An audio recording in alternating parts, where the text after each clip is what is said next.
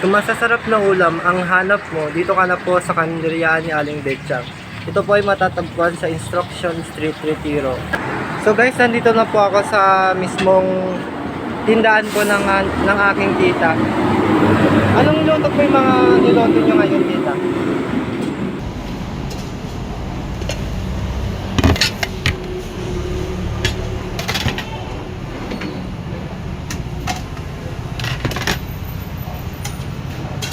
Kahit na Fridays, dami na lang dyan ang ganda.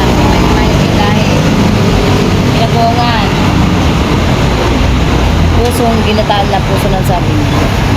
Asadong manok at saka sisig.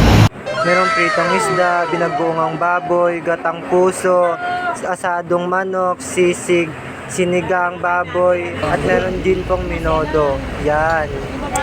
So guys, yun po yung kanilang mga putahe ngayong araw. Tsak pong pag ito po ay natikman nyo, talaga pong babalik-balikan nyo po ito. Ito po ay matatagpuan po sa Retiro Instruction dito po sa Manila po.